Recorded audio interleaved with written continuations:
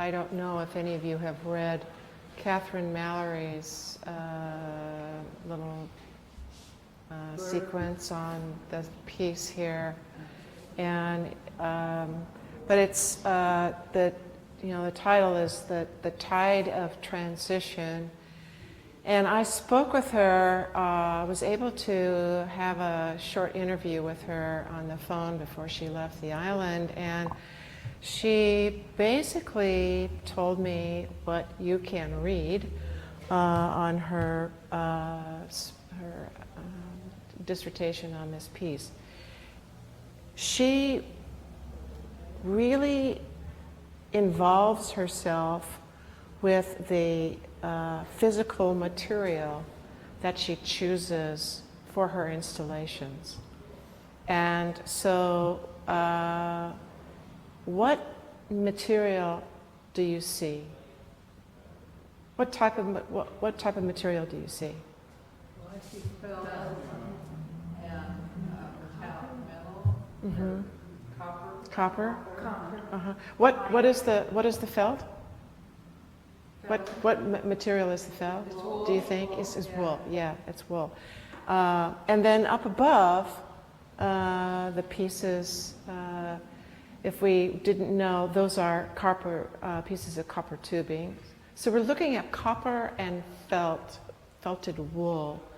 So they're both natural materials. And what is it, do you think, she's trying to portray with these strands that are hanging from the ceiling?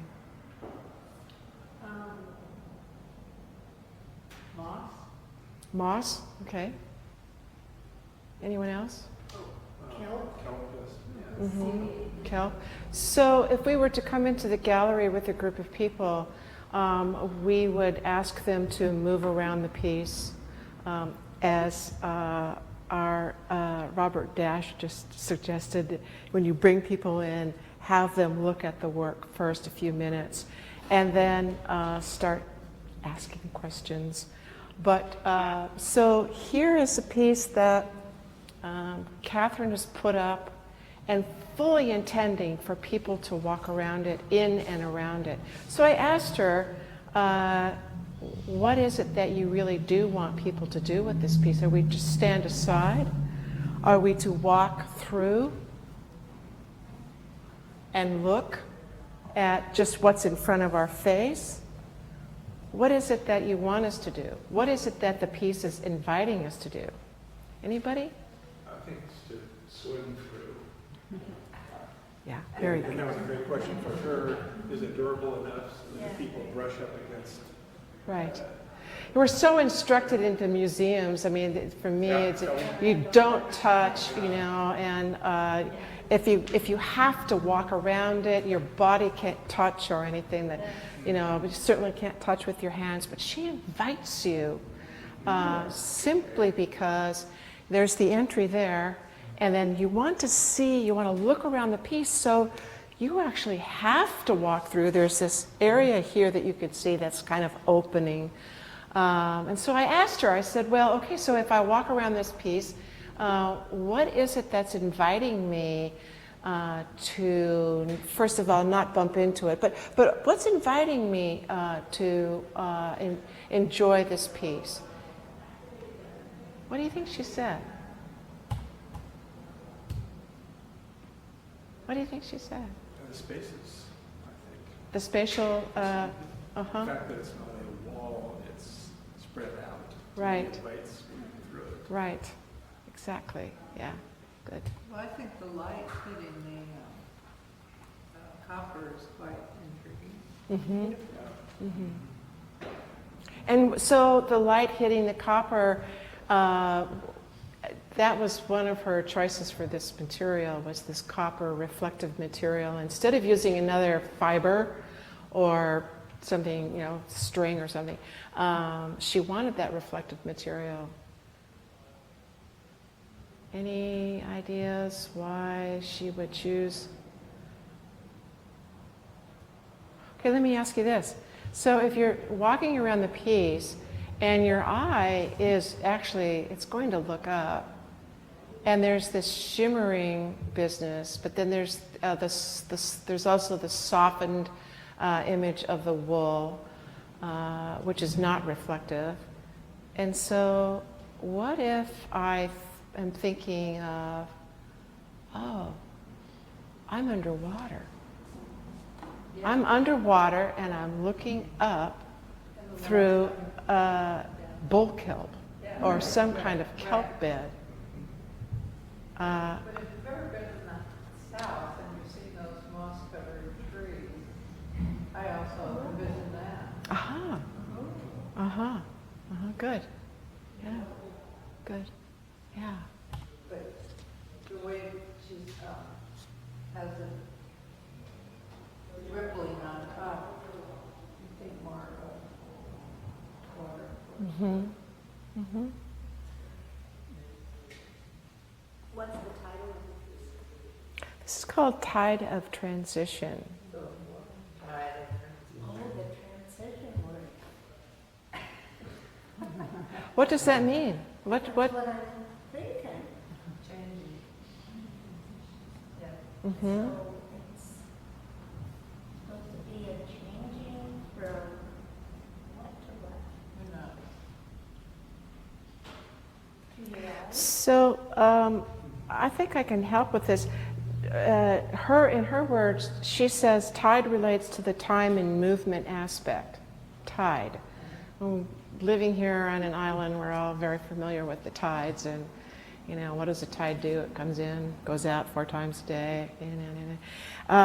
Transition, she says, relates to how the human species is becoming more aware of environmental impact, and also to become aware of reducing our carbon footprint, which is something, you know, that we're seeing almost daily in the news, that carbon footprint thing.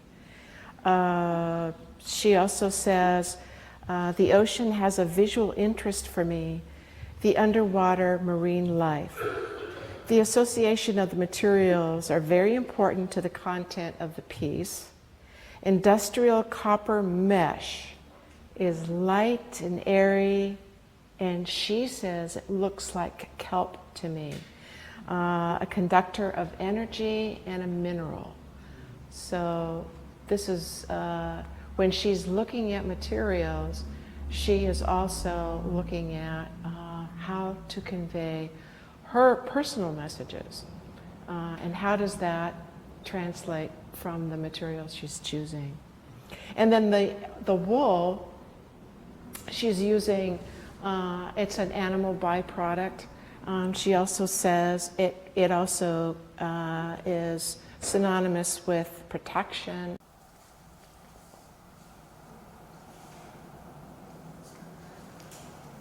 Where would she ever get this copper? Oh, these are the things that are bunched up in clean dishes. That is what that is. In what? Is it really? Yeah. Bunched up in what? You know, the copper things that you get to clean dishes with? Oh, Yeah, you really? start taking that apart, and you've got this. okay. It feels so soft. That's my take on it. Well, actually, she didn't use the Brillo pad type of or copper, you know, scrubber pad. She had to buy, but it is, I think it's the same material, but she had to go to an industrial, And get the big roll. get the rolls of it that then is cut and made into the little those pom-pom little- things. Yeah, yes, yeah. And she did felt, excuse me? She made a little trumpet here. Yeah. And she did the felt herself. She felted the pieces. Yeah. She talks about the material. Her use of materials are very important to her, and they do lend a narrative to the work.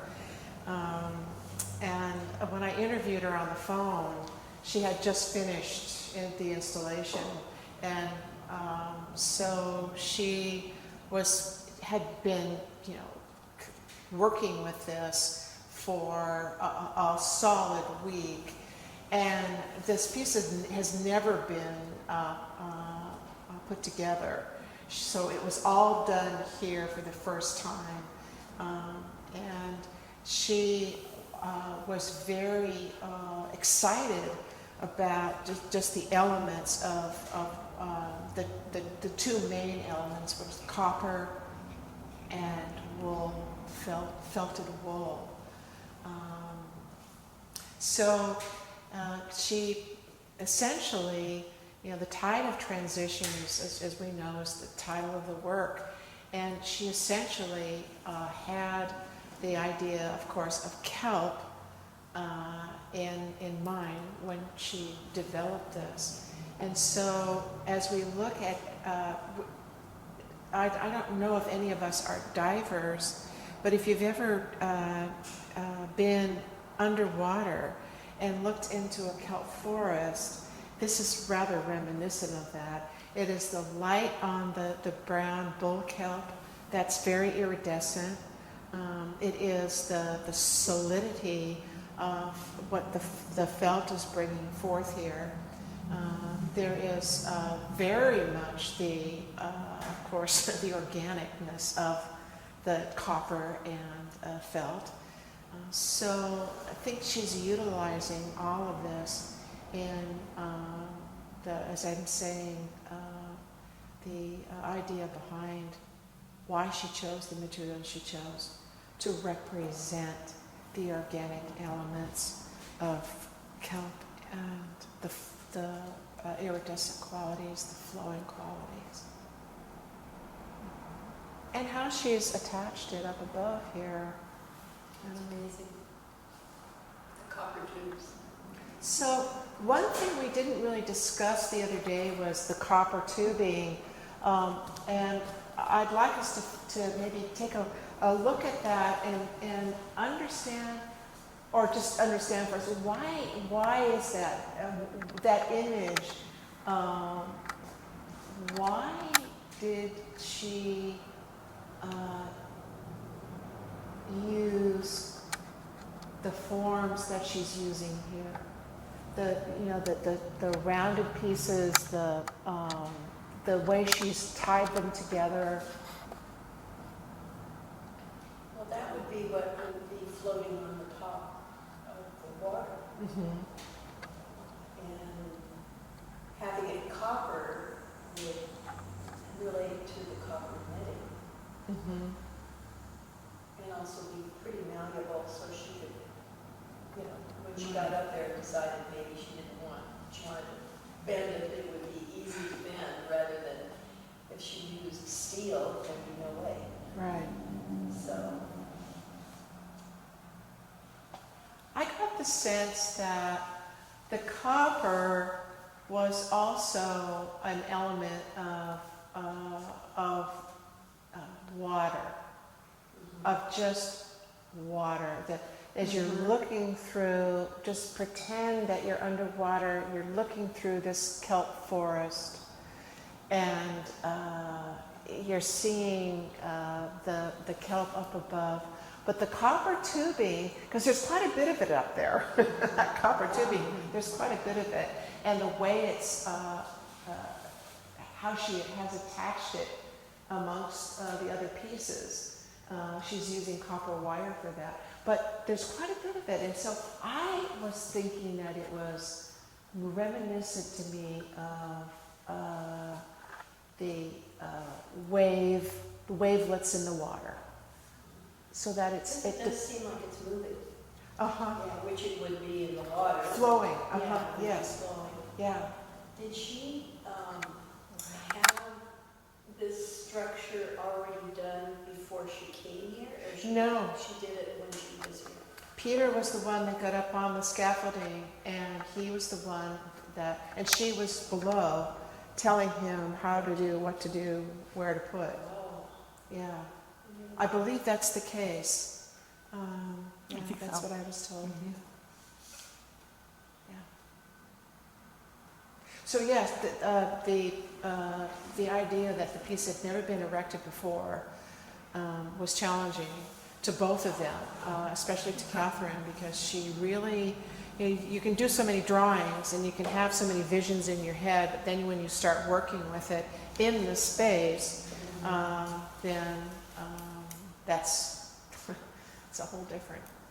So did she make that top piece? She didn't make it here and then lift it up? Because I'm looking at the way it's connected. I think she probably, and Karen, do you know? I don't. I think she built on the ground, and then they brought it up and put it in sections. I think that's, And then manipulated. and then manipulated it. I think that's what she did. Again, none of this was done off-site. It was all done here.